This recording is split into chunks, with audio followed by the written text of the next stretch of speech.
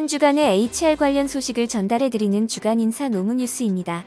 뉴스의 자세한 소식은 영상 아래 HR 아카데미 홈페이지 링크에서 첨부 파일을 통해 확인하실 수 있습니다. 10월 셋째 주 주간 인사 노무 뉴스 첫 번째 소식입니다. 지난 5일 업계에 따르면 IT 업계는 국내외 경제 여건 등으로 경영 전반에서 허리띠를 졸라매고 있지만 인재 채용에서만큼은 여전히 고삐를 당기고 있는 것으로 나타났습니다. 네이버의 2분기 인건비는 4,337억 원, 카카오는 4,262억 원을 지출해 전년 동기 대비 각각 11.7%, 42% 늘었습니다. 하지만 지난해 연봉 인상 릴레이를 펼친 직후 경기가 급격히 얼어붙은 탓에 기업들 입장에서 채용 비용은 더욱 부담스러워진 것이 사실입니다. 헤드헌팅 업체를 통해 채용하는 경우 많게는 연봉의 25%를 수수료로 내야 합니다. 이러한 흐름 속에서 적지 않은 기업들이 해커톤을 인재 채용의 연장선에서 바라보고 있습니다.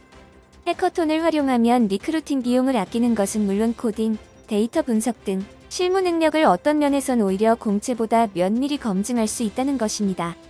최근에는 해커톤을 진행하며 채용과 연계하는 곳도 많아지고 있습니다. 지난 6월 KT는 한국전자통신연구원과 대학생 대상 네트워크 지능화를 위한 인공지능 해커톤을 열고 수상한 6개 팀에 대해 채용 혜택을 부여했습니다. 인재 유치 경쟁의 해커톤을 비롯 기업들의 채용 레이더는 학부와 대학원 전방위로 뻗치고 있습니다. 카이스트 전산학부장은 소프트웨어 엔지니어에 대한 수요가 너무 높다 보니 누구나 가고 싶어하는 구글 같은 회사들도 이제는 적극적으로 학생들에게 구애를 하고 있다며 교수들에게도 훌륭한 학생들에 대한 문의가 많아졌고 학교 졸업생들이 후배들과 간담회를 열거나 공동으로 인턴십을 만들어 회사에 대한 친밀도를 높이려고 시도한다고 말했습니다. 두 번째 소식입니다. 지난 5일 오후 금융노사가 진통 끝에 3% 임금 인상에 합의했습니다. 금융노사는 우선 총액 기준 3% 임금 인상에 합의했습니다.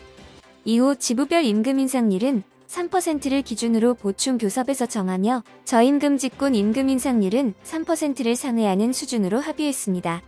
쟁점이 됐던 금융기관의 무분별한 점포 폐쇄 중단과 관련해 영업점 폐쇄 전 고객 불편 최소화와 금융 취약계층 금융 접근성 보호를 우선 고려한다는 조항을 단체 협약에 명문화했습니다. 지난해 중앙노사위원회 합의 내용 일부를 산별 단체 협약으로 격상한 것입니다. 또 금융노사는 재택근무 시 근로조건 저하 금지 조항을 단체 협약에 신설했습니다. 연결되지 않을 권리와 관련한 기존 단협은 자제한다는 선언적 문구를 할 수 없다는 강행 규정으로 바꿨습니다. 이 밖에 직장 내 괴롭힘 금지 조항과 고객 등 제3자의 괴롭힘에서 노동자를 보호하는 조항을 신설하고 모성보호 관련 조항을 강화했습니다. 사회적 의제로 주목받았던 주 4.5일제 근무와 관련해서는 노사 공동 TF를 구성하기로 했습니다. 또 사용자의 금융 취약계층 지원과 청년 채용 확대 노력, 국제노동기구 ILO 98호 협약 발효에 따른 국책금융기관 노동환경 정상화 건의, 국책금융기관 자율교섭 방안 논의를 위한 TF 구성을 합의했습니다. 금융노조 위원장은 파업 이후에도 사용자 쪽 교섭 태도는 변화가 없었다며 아쉬운 부분이 많고 부족한 결과라고 생각하지만 너무 늦지 않은 시기에 잠정 합의안을 도출해 다행이라고 말했습니다. 세 번째 소식입니다. 지난달 29일자로 특별연장 근로인가 지침이 변경됨에 따라 고용노동부에서 특별연장근로 인가제도 업무처리 설명 자료를 배포했습니다. 그간 특별연장근로 인가제도는 자연재해, 재난 또는 이에 준하는 사고의 수습에 한해 제한적으로 인정하였기에 임시적, 이례적인 상황 대응에는 한계가 있었습니다. 아울러 해외 주요국의 입법례와 비교해도 인가 범위가 지나치게 협소하다는 지적이 지속되었습니다. 이에 주 52시간제의 취지를 훼손하지 않으면서도 산업 현장의 합리적인 대응이 가능하도록 제도를 보완한 것입니다. 주요 변경 내용으로는 재구조 특별한 사정이 있는 경우에 근로시간 연장 신청 등의 내용입니다. 재구조 1항의 재난 및 안전관리 기본법에 따른 재난 또는 이에 준하는 사고가 발생하여 이를 수습하기 위한 조치가 필요하거나 재난 등의 발생이 예상되어 이를 예방하기 위하여 긴급한 조치가 필요한 경우, 인명을 보호하거나 안전을 확보하기 위하여 긴급한 조치가 필요한 경우 등 세부 내용이 추가되었습니다. 또한 제도의 취지 감안시 특별 연장 근로는 특별한 사정, 해소에 필요한 범위 내에서 인가 또는 승인하도록 했습니다. 특히 근로기준법 시행규칙 제9조제 1항 제3호 내지 제5호의 사유에 대해서는 오남용 방지를 위해 연간 인가 가능한 총 기간을 정했습니다. 한편 그동안 시행규칙 및 지침에 의해 운영하던 건강보호 조치를 사용자의 법률상 의무로 명문화하고 구체적인 내용은 고용노동부 고시로 제정했습니다. 네 번째 소식입니다. 지난 5일 국회 환경노동위원회 소속 국민의힘 이주환 의원이 근로복지공단으로부터 제출받은 연도별 산재 신청 상위 22 사업장 목록에 따르면 최근 5년간 산업재해 신청이 가장 많았던 사업장은 대한석탄공사로 나타났습니다. 상위권에 오른 5개 기업의 산재 신청 건수는 모두 36,812건으로 이 중 82%인 3,204건이 산재 판정을 받았습니다. 산재 신청이 가장 많았던 대한석탄공사는 5년간 5,287건의 산재 신청이 접수돼 2,872명이 승인을 받은 것으로 나타났습니다. 다음은 쿠팡으로 모두 4,537건의 산재 신청이 접수되어 이 중 95%인 4,312건이 받아들여졌습니다. 현대자동차는 2,888건의 산재 신청 중 2,549건, 우아한 청년들은 2,883건 신청해 2,764건이 승인됐습니다. 현대중공업은 2,448건의 산재 신청 중 1,890건이 승인을 받았습니다. 배달 플랫폼인 배달의 민족을 운영 중인 우아한 청년들의 산재 신청 건수가 지난해부터 급증했는데 이는 코로나19 장기화에 배달 수요가 늘면서 배달 근로자의 업무 중 사고가 대폭 증가한 것으로 풀이됩니다. 우아한 청년들의 산재 신청 건수는 지난 8월 기준 1위로 올라섰습니다. 이후에는 광업, 제조업, 건설업 등 기존 산재 다발업종 관리도 중요하지만 코로나 이후 산업 생태계 변화에 따라 배달업 등 산재 취약 업종들이 계속해서 생겨날 수밖에 없다면서 사각지대가 생기지 않도록 업종별 산재 예방을 위한 맞춤형 대책을 마련해야 한다고 지적했습니다. 다섯 번째 소식입니다.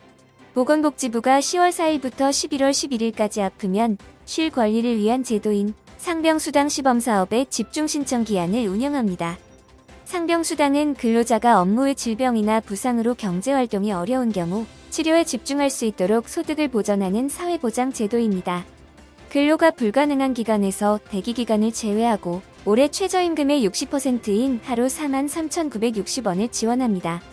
지난 1일 복지부에 따르면 이 기간에는 원래 14일인 신청기한이 지났거나 상병수당 신청용 진단서를 준비하지 못한 사람도 수당을 신청할 수 있습니다. 아울러 복지부는 4일부터 시행되는 개정 지침에 따라 시범사업 지역에 거주하지 않아도 해당 지역 내 사업장에서 근무하는 근로자도 새롭게 신청이 가능해졌다고 밝혔습니다. 현재 서울 종로구와 경기 부천, 충남 천안, 경북 포항, 경남 창원, 전남 순천 등 6개 지역에서 상병수당 시범사업이 각기 다른 3개의 지급 모형으로 진행되고 있습니다. 현재 시점에서 이전 상병수당 신청용 진단서 발급받지 못하더라도 대체 증빙 자료를 내면 이를 기반으로 근로불가 기간을 산정해 해당 일수만큼 수당을 지급할 예정입니다. 지난달 14일까지 총 996명이 상병수당을 신청했고 240명에게 평균 54만 6천 원이 지급됐습니다. 복지부는 올해부터 3년간 시범사업을 시행하고 사회적 논의를 거쳐 국내 여건에 맞는 상병수당 제도를 설계한 뒤 2025년부터 본격적으로 도입할 계획입니다. 여섯 번째 소식입니다. 코스피 시가총액 기준 10대 대기업의 여성 임원은 5명 중 1명에 그치는 것으로 나타났습니다. 지난 5일 국회 환경노동위원회 이수진 의원이 금융감독원에서 제출받은 자료에 따르면 지난 6월 말 기준 코스피 시가총액 기준 10대 기업의 전체 임원 가운데 여성 임원은 19%에 그쳤습니다. 이 기업 가운데 여성 임원 비율이 가장 낮은 곳은 현대차로 임원 11명 가운데 1명만 여성이었습니다. 삼성전자와 SK하이닉스도 9명 가운데 1명에 그쳤습니다. 고용노동부의 고용형태 공시를 보면 현대차는 직접 고용 노동자 가운데 여성 비율이 6.1%지만 삼성전자와 SK하이닉스는 각각 26%와 34.6%로 전체 노동자의 성비를 고려하면 여성 임원 비율이 현저하게 낮습니다. 여성 임원 비율이 높은 곳은 LG에너지솔루션으로 6명 가운데 2명, LG화학 카카오 네이버가 7명 가운데 2명이 여성이었습니다. 카카오는 여성 노동자 비율이 43.5%, 네이버는 37.4%였는데 이에 비교하면 여성 임원 비율이 높은 편은 아닌 것으로 볼 수 있습니다. 이 의원은 경제협력개발기구 국가의 평균 여성 임원 비율은 25.6%, 미국 주요 상장사의 여성 이사 비율은 30%인데 한국은 올해가 돼서야 100대 기업의 여성 임원 비율이 처음으로 5%를 넘었다며 10대 대기업의 여성 임원 비율이 상대적으로 다소 높은 상황이나 대한민국 기업 문화를 선도하고 있는 대기업이 자율적으로 고용 평등에 대한 책임을 다하고 있다고 보기는 어렵다고 지적했습니다. 이번 주 주간 인사 노무 뉴스는 여기까지입니다. 다음 주도 유익한 소식으로 찾아뵙겠습니다. 감사합니다.